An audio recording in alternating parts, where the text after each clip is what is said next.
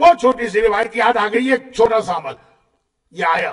ایک مرتبہ ایک مومن بہت پریشان آیا 11ویں امام کے پاس، کہا مولا میرے گھر میں فاقے، میرے گھر میں غربت، میرے بچوں کے پاس نہ پہننے کے کپڑے ہیں نہ کھانے کی غذا۔ بہت چھوٹا واقعہ ہے، عمل کیجیے گا، عمل کیجیے گا، میرے پاس کچھ نہیں، لیکن مولا میں آپ سے کچھ مانگنے نہیں آیا ہوں۔ میرے باپ کے پاس تو اتنی دولت تھی کہ میں اپنے پورے خاندان کو اکیلا پال سکتا ہوں، لیکن میرے باپ نے وہ دولت زمین کھود کے کہیں دفن کی تھی، پہلے یہی طریقہ تھا، بینک تو تھے نہیں، اور اچانک اس کو موت آ گئی۔ تقریر کہاں سے شروع ہوئی تھی؟ اچانک موت اچھی ہے کہ جب ٹائم مل جائے وصیتوں کا، اچانک موت آ گئی۔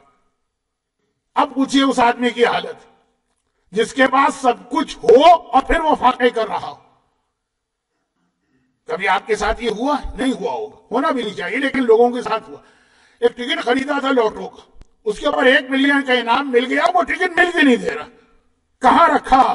پاگل ہو رہا ہے آدمی، گھر کی ایک ایک چیز جو ہے وہ پھاڑ پھاڑ کے دیکھے گا، وہ کہاں رکھ کے میں بھول گئے۔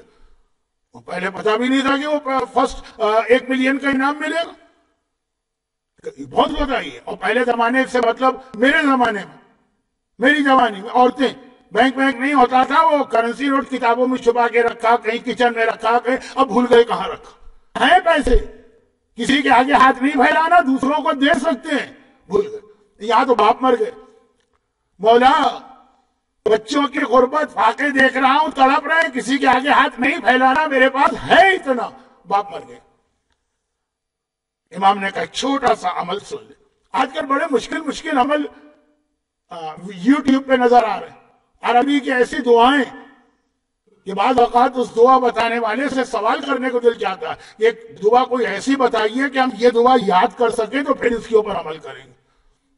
اور میں ہمیشہ سے قائل تھا، اور آج کل خصوصاً چھوٹے عمل۔ امام نے کہا ایک بات یاد رکھو، 11واں امام جو سارے کمالات کو رکھے ہوئے اسی کمالات والا عمل بتا رہا، کہا کہ عشاء کی نماز کے بعد جب نافلہ پڑھ لینا، اس کے بعد 100 مرتبہ درود کی تسبیح مکمل کرنا، جاؤ تمہارا مسئلہ حل، چلا گیا۔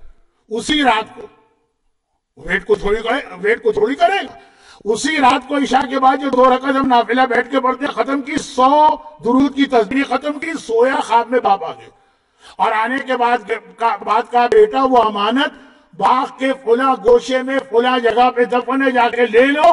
اسی وقت اٹھ کے بھاگا، چراغ لے کے گیا، زمین کھودی، وہ ساری دولت مل گئی۔ یہ 11ویں امام کا خاص تحفہ ہے آپ کے لیے۔ آپ کے بھی بہت سارے مسائل اور پریشانیاں ہوں گے، اور درود کیا ہے؟ درود وہی تمام 4 معصومین کے کمالات درود میں جمع ہے۔ تو زبان کے ذکر میں درود میں سارے کمالات ہیں، اور پرسنالٹی کے اعتبار سے 11ویں امام میں سارے کمالات ہیں۔